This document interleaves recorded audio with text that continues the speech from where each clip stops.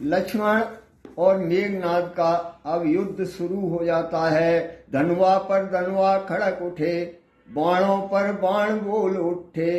वीरों का बांका युद्ध देख, पृथ्वी पाताल डोल उठे। छोड़ा जब रिप ने मेघ बाण, तब इधर समीर बाण छोड़ा।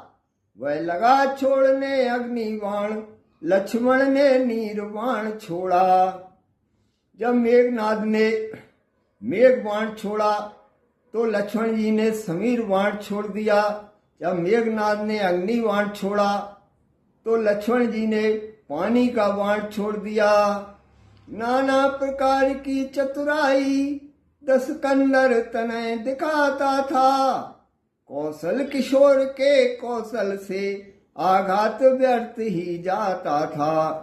रावण का पुत्र मेघनाद अनेक प्रकार की चतुराई दिखाता था, लेकिन श्री लक्ष्मण जी के कौशल के आगे उसके सारे प्रहार बेकार होते थे। शब बात युद्ध में इंद्रजीत, तब हारा साहसीन हुआ।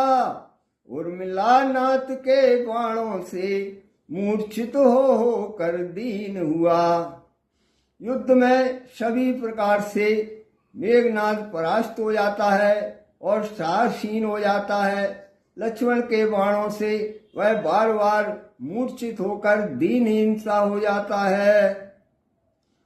तब लगा सोचने क्या करिए, यह तो सामान प्रलय का है। लक्ष्मण साधारण मनुज नहीं, सचमुच अवतार विजय का है। तब वह सोचने लगता है कि अब क्या करना चाहिए। ये तो प्रलय के समान है। लक्ष्मण कोई साधारण मनुष्य नहीं है, यह तो विजय का अवतार लग रहा है। शेष रहा था पाश में उसके शक्ति प्रहार, वह ले लेकर उछल कर बोला यूं ललकार। अब मेघनाद के पास केवल एक ही अस्त्र शेष रह जाता है, वो भी ब्रह्म शक्ति का। वह उसे लेकर के और उछल करके लक्ष्मण के सामने जाता है और कहता है, अब तक मैं खेल खिलाता था, तुमको अब खा जाने की बारी है। इस शक्तिवान का रूप धार, आ पहुंची मृत्यु तुम्हारी है। हे लक्ष्मण, अभी तक मैं तुमको खेल खिला रहा था, लेकिन अब तुमको मारने का समय आ गया है। ये शक्तिवान साक्षात तुम्हारी मृत्यु के समान है। यह ब्रह्म शक्ति है ब्रह्मा की, जो देवलोक से पाई थी। जिस समय इंद्र को जीता था, उस समय हाथ में आई थी। हे लक्ष्मण, ये ब्रह्मा जी की ब्रह्म शक्ति है। जब मैंने देवताओं पर विजय प्राप्त की थी, उस समय ये मुझे ब्रह्मा जी ने दी थी। इसका मारा बेशुद्ध होता, दिन उते प्राण गंवाता है। जो ही यह तन पर पड़ती है, तन मृतक तुल्य हो जाता है।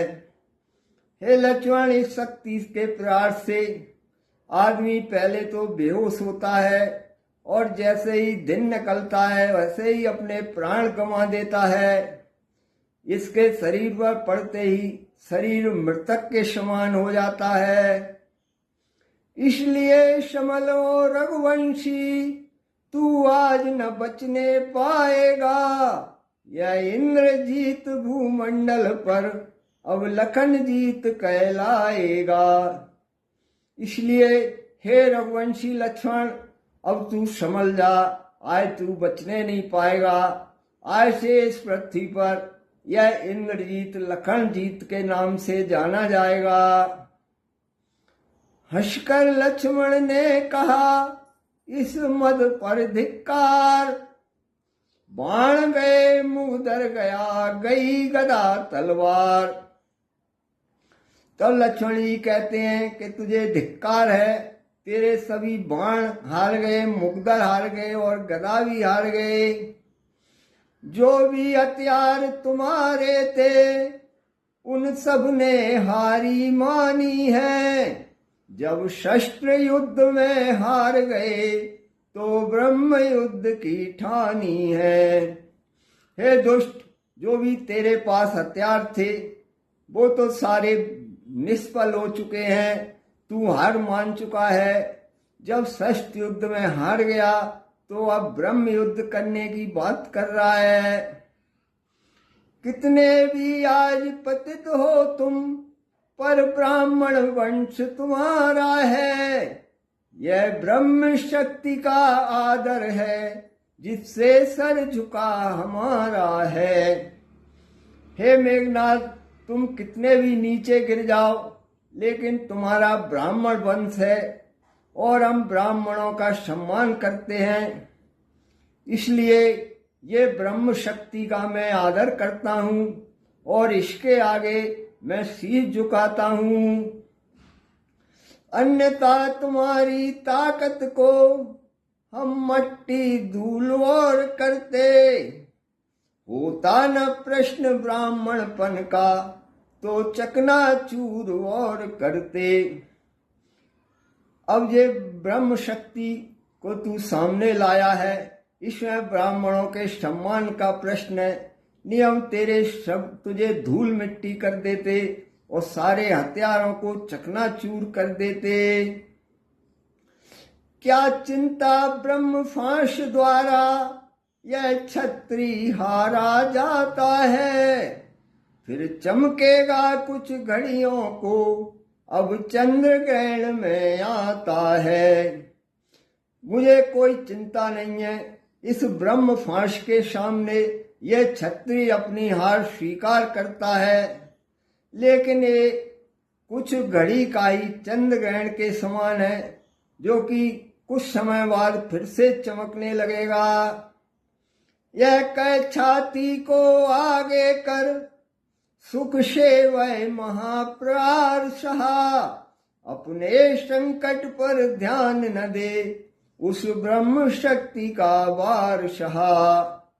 इतना कह करके और लक्ष्मण जी अपनी छाती आगे कर देते हैं और उस ब्रह्म शक्ति के प्रहार को सहते हैं।